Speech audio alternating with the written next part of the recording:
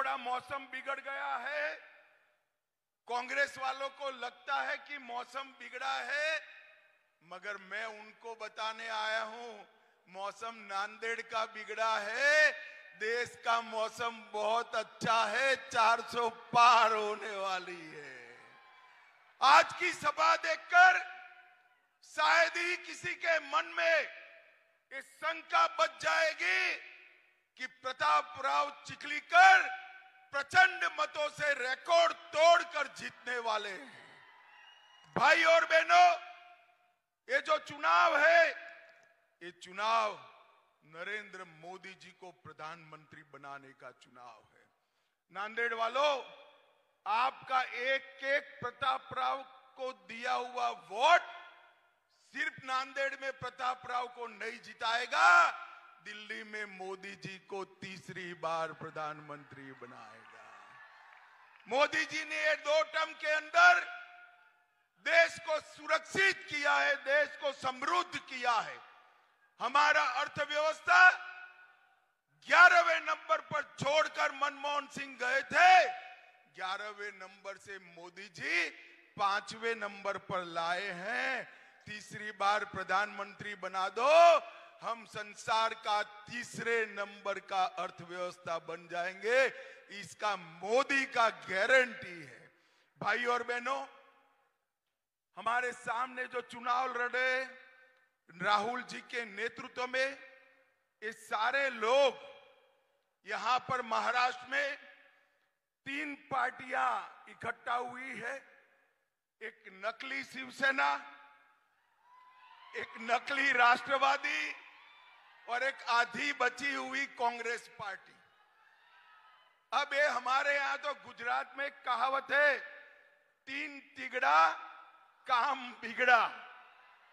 मैं आपको बताने आया हूं भाइयों, उद्धव जी की शिवसेना आधी रह गई, शरद राव की एनसीपी आधी रह गई। ये तो 2 आधे थे ही, ये दोनों ने मिलकर कांग्रेस को भी आधा कर दिया, आधा करने का काम कर दिया। अब मुझे बताओ, ये 3 आधे मिलकर महाराष्ट्र का भला कर सकते हैं क्या? जरा जोर से बोलिए, कर सकते हैं क्या? एक ऐसी ऑटो रिक्शा है जिसके 3 पहिए हैं, मगर गवर्नर एम्बेसडर का है, गियर बॉक्स फियाट का है और उसका बाकी का इंजन मर्सिडीज का है। ये ऑटो रिक्शा का कहीं पर भी कोई दिशा तय नहीं हो सकता। इसका भविष्य बहुत स्पष्ट है। ये चुनाव के बाद आपसी मतभेद से ये सभी लोग टूटने वाले हैं। भाइयों और बहनों, और दूसरी ओर मोदी जी के नेतृत्व में देशभक्तों की टोली जैसा एनडीए का कुनबा बैठा है। मैं आज नांदेड़ वालों को पूछना चाहता हूं, ये कश्मीर जो है नांदेड़ वालों हमारा है या नहीं है? जरा जोर से बोलो तो, सभी लोग बोलो, है या नहीं है? एक खड़गे जी कहते हैं कि राजस्थान और महाराष्ट्र का कश्मीर से क्या लेन देन है? अरे खड़गे साहब, नांदेड़ का बच्चा बच्चा कश्मीर के लिए लड़ाई करने के लिए तैयार है। भाई और बहनों, मुझे बताओ, ये धारा 370 हटनी चाहिए थी या नहीं हटनी चाहिए थी? जोर से बोलो, हटनी चाहिए थी या नहीं हटनी चाहिए थी? कांग्रेस पार्टी 70 साल से धारा 370 को एक अनोरस बच्चे की तरह संभाल कर रखी थी। मोदी जी ने धारा 370 को 5 अगस्त 2019 को खत्म कर हमेशा के लिए कश्मीर को भारत का हिस्सा बनाने का काम नरेंद्र मोदी जी ने किया है। 10 साल तक ये सरकार चली, सोनिया मनमोहन की सरकार चली। आए दिन पाकिस्तान से आलिया मालिया जमालिया आते थे, बम धमाके करते थे और चले जाते थे। एक शब्द मनमोहन सिंह के मुंह से नहीं निकलता था। 2014 में आपने मोदी जी को प्रधानमंत्री बनाया, मोदी जी ने कश्मीर को अलग नजरिए से देखने का सर।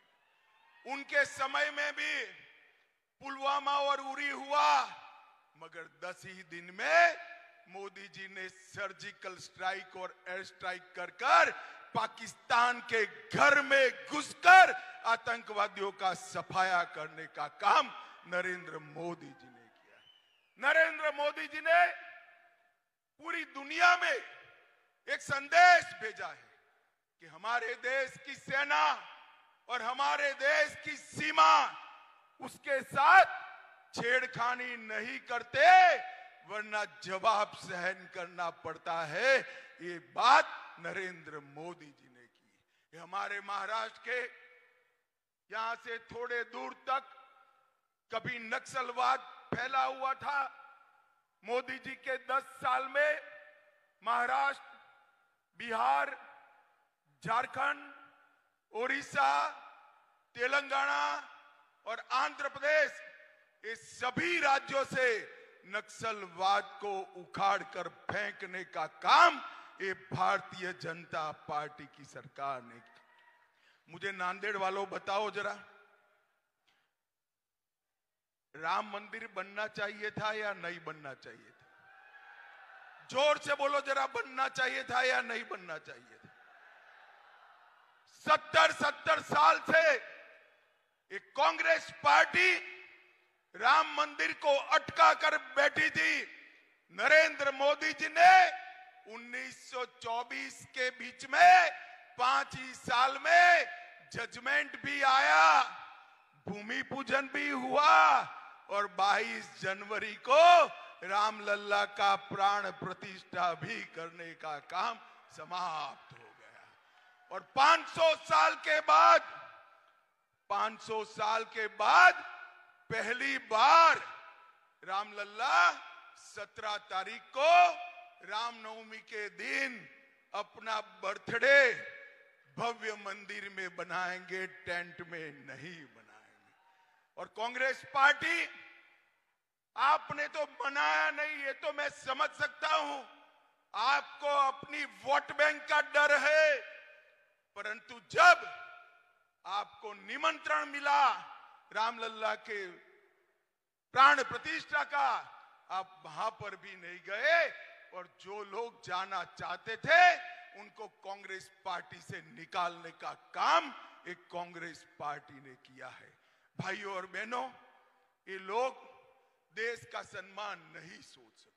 मोदी जी ने काशी विश्वनाथ कॉरिडोर बनाया, करतारपुर कॉरिडोर बनाया, सोमनाथ का मंदिर सोने का बन रहा है, वहां का मंदिर भी पुनर्स्थापित किया। 450 साल के बाद हमारे सभी मान बिंदुओं की सुरक्षा करने का काम नरेंद्र मोदी जी ने किया है। भाइयों और बहनों, आज मैं यहां आया हूं, तब शरद राव जी को पूछना चाहता हूं कि शरद राव जी एक बात बताइए, 10 साल तक सोनिया मनमोहन सरकार के आप कर्ता धर्ता थे, 10 साल तक आपने महाराष्ट्र को क्या दिया? नांदेड़ वालों, हिसाब मांगना चाहिए या नहीं मांगना चाहिए? जरा जोर से बोलो, मांगना चाहिए नहीं मांगना चाहिए? उनको देना चाहिए या नहीं देना चाहिए? वो नहीं देंगे, मगर मैं आज देकर जाता हूं। 10 साल में उन्होंने महाराष्ट्र को 1,91,000 करोड़ रुपया दिया था और 1,91,000 करोड़ के सामने नरेंद्र मोदी जी के 10 साल में 7,15,000 करोड़ रुपया महाराष्ट्र को देने का काम नरेंद्र मोदी जी ने किया है। इसके अलावे इंफ्रास्ट्रक्चर के विकास के लिए 3,90,000 करोड़ अलग से दिया, 75,000 करोड़ रुपया नेशनल हाईवे के लिए, 2,10,000 करोड़ रुपया रेलवे के लिए, 4,000 करोड़ रुपया एयरपोर्ट के लिए और 1,00,000 करोड़ रुपया स्पेशल इंफ्रास्ट्रक्चर प्रोजेक्ट के लिए देने का काम नरेंद्र मोदी जी ने किया। मित्रों, उद्धव ठाकरे, शरद पवार और कांग्रेस पार्टी की मंडली महाराष्ट्र का विकास नहीं कर सकती। महाराष्ट्र का विकास नरेंद्र मोदी जी, एकनाथ शिंदे जी और देवेंद्र फडणवीस ही कर सकते हैं और कोई नहीं कर सकता। भाई और बहनों, नरेंद्र मोदी जी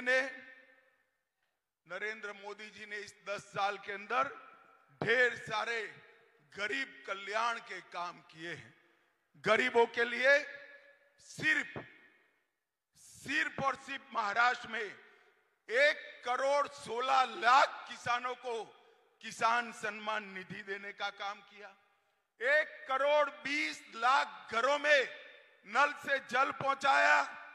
1 करोड़ लाभार्थियों को 5 लाख तक का पूरा खर्चा आज आयुष्मान भारत योजना से मोदी जी उठा रहे हैं। 70 लाख से ज्यादा शौचालय बनाए। 7 करोड़ गरीबों को कोरोना आया तब से प्रति माह प्रति व्यक्ति 5 किलो अनाज फ्री ऑफ कॉस्ट देने का काम नरेंद्र मोदी जी कर रहे हैं। 51 लाख गरीब बहनों को उज्ज्वला का कनेक्शन दिया। 20 लाख घर दिए। नागपुर में एम्स दिया। IIT नागपुर में दिया। IIIT पुणे में दिया और नागपुर में IIM भी देने का काम नरेंद्र मोदी जी ने किया है। भाई और बहनों, शरद पवार जी इतने साल यहां से इतने दिग्गज नेता रहे मगर महाराष्ट्र का विकास नहीं कर पाए। महाराष्ट्र का किसान हो, गरीब हो, युवा हो, महिला हो, ये सभी का सर्वांगीण विकास करने का काम अगर कोई कर सकता है तो केवल और केवल नरेंद्र मोदी जी कर सकते हैं और कोई नहीं कर सकता। भाई और बहनों, नांदेड़ की मैं बात करता हूं। 300 किलोमीटर लंबा राजमार्ग नांदेड़ जिला में बना। नांदेड़ हवाई अड्डे को फिर से चालू किया।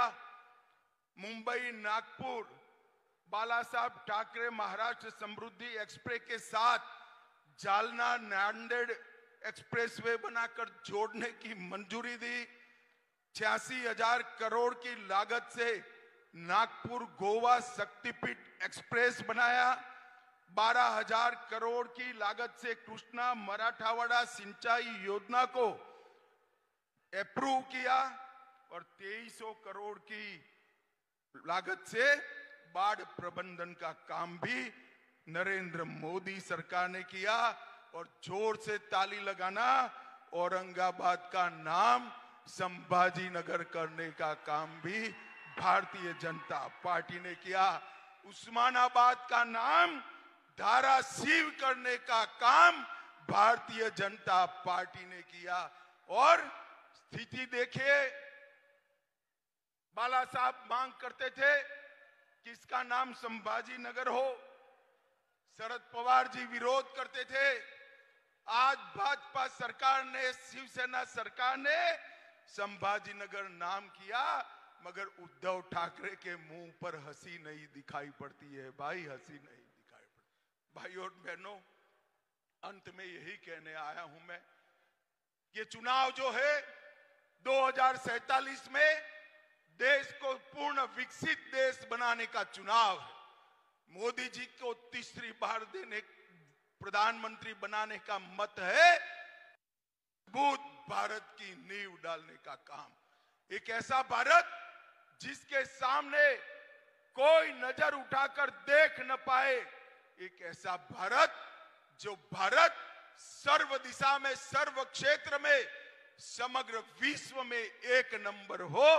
इस ऐसा भारत बनाने का ये चुनाव है और हमने प्रताप राव चिखलीकर को आपके सामने प्रत्याशी बनाकर उठाया है।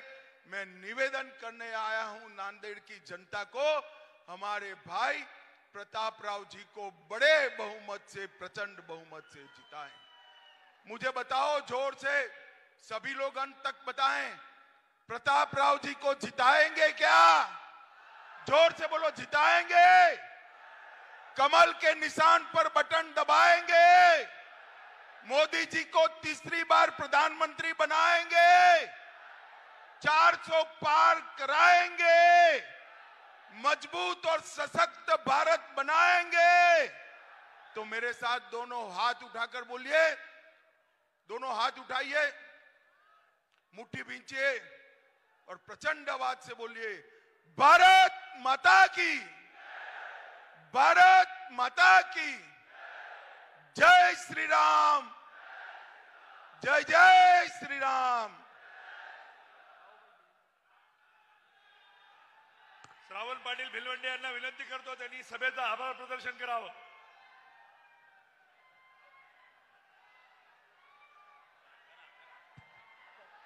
अच्छा या